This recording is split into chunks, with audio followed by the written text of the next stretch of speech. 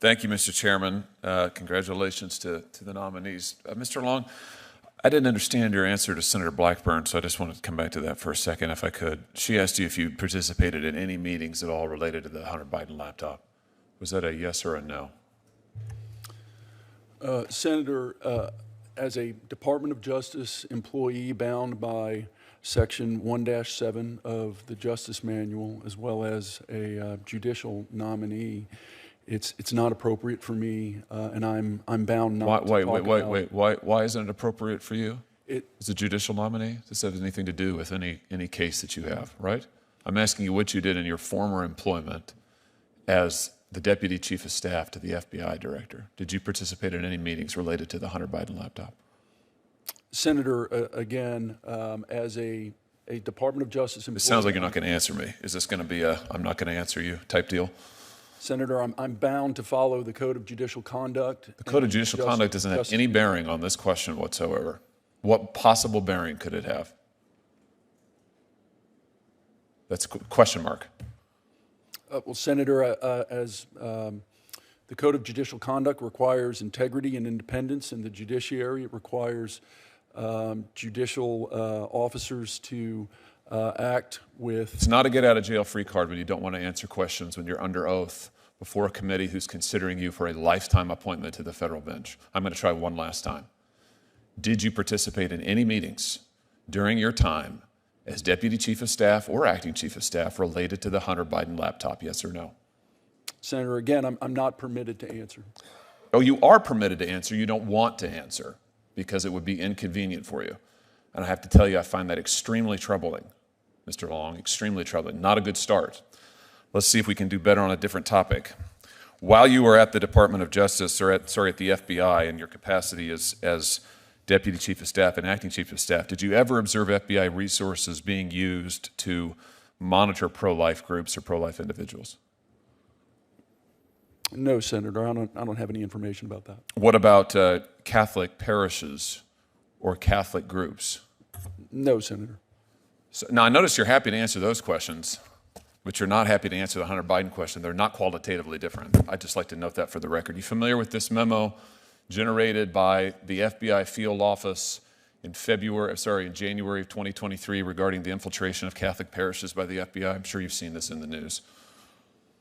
I've not seen that memo, but I've seen news reports relating to that memo. Well, let me tell you what's in the memo. In the memo, the FBI field office in Richmond recommends infiltrating Catholic parishes that it deems traditionalists associated with the Latin Mass, recruiting FBI informants within those parishes to monitor speech within the parishes.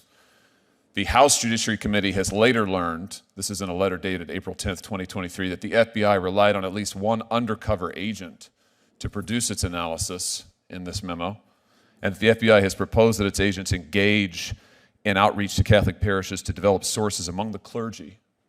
Did any of this occur while you were at the FBI? Senator, I've not been at the FBI in over 2 years. That's not my question. Did any of this occur while you were at the FBI? Did you see anything like this happening while you were at the FBI? I did not, Senator. Do you think it's appropriate? Senator, I haven't worked at the FBI in I'm not asking you that. years. I'm asking you, do you think this is appropriate? Do you think it's appropriate to recruit informants in Catholic parishes? Senator, I don't know the circumstances underlying that memo. I have not reviewed that memo. It wouldn't be appropriate for me to comment on it. It's not appropriate for you to comment on whether or not the federal government of the United States should be infiltrating religious entities and organizations and trying to recruit informants and sources in the clergy? You don't have an opinion on that? You want a lifetime federal appointment to the judiciary to conduct impartial justice, but you can't say that this is inappropriate? You know, let me give you a refresher course. The Attorney General of the United States sat right where you were sitting, and he couldn't run away fast enough from this. He said it was a gross abuse of department authority. He claimed that it had never happened. He was not telling the truth, it turns out. But he said that if it was happening, he put a stop to it immediately, because it was grossly inconsistent with the First Amendment of the Constitution of the United States. Can you say that? Senator, that wasn't that memo and the conduct that it relates to wasn't anything that I would have discussed. I'm not asking you that. I'm asking you whether or not you can say as a jurist, as a lawyer, as a member of the bar, as an American, whether this is appropriate to be recruiting informants in Catholic churches, to be using federal government resources to go after clergy in Catholic churches, to be designating and treating members of Catholic parishes as terrorists. Is that appropriate or not? Senator, again, based upon my experience at the FBI, this was not something that we ever discussed. This was not, I've never seen that memo before. It would not be appropriate for me to comment. I cannot believe your answers. I cannot believe that I can't believe anybody who would come before this committee would look at this and look at what they have tried to do and just listen to the Attorney General, for heaven's sake, and would not say it's grossly inappropriate, this should never happen. I'm absolutely stunned by this. And for that reason, among others, I cannot support your nomination. Thank you, Mr. Chairman. Senator Lee. Mr. Maddox, I'd like to start with you. In 2000, you worked for a group called ACORN, the Association of Community Organizations for Reform Now. It's a left-wing organization, an advocacy group mired in scandal over allegations of election interference, embezzlement, and other illicit activities. What were your responsibilities in that role when you worked for ACORN? Good morning, Senator. I worked for ACORN approximately 23 years ago for a couple of months, and my role was primarily focused on the membership drive, where I visited and canvassed neighborhoods in Washington, D.C., recruiting members for the organization. Did you ever participate in ACORN's voter registration drives? You know, Senator, looking back, I'm not sure whether there was a voter registration component to recruiting members to the organization. I think that that's possible. I don't specifically remember it. And I have to note that you mentioned the scandal earlier. It's my understanding that that scandal arose several years after my involvement in ACORN ended, and I did not witness any voter registration fraud and certainly didn't participate in any. You were there in 2000 and left thereafter? Correct, Senator. Okay.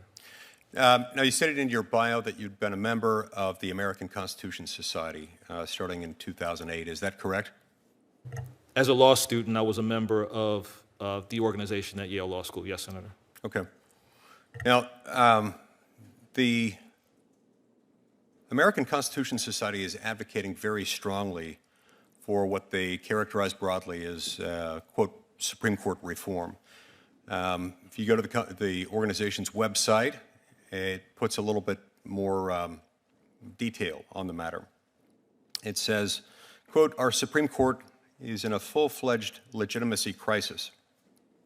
Put simply, we no longer have a Supreme Court that can be trusted to uphold constitutional rights, democratic principles, and judicial norms in this country. Close quote. Let's just pause right there. I've got more I want to read from that. Do you agree with that so far? Senator, my involvement with ACS ended at the time that I graduated from law school, and I'm not aware of any positions that they've taken on this particular issue. But as a sitting judge, I'm bound to follow the precedent set by the Supreme Court, and I do so faithfully in my work, and I will continue to do so if I have the fortune of being confirmed for a district judgeship.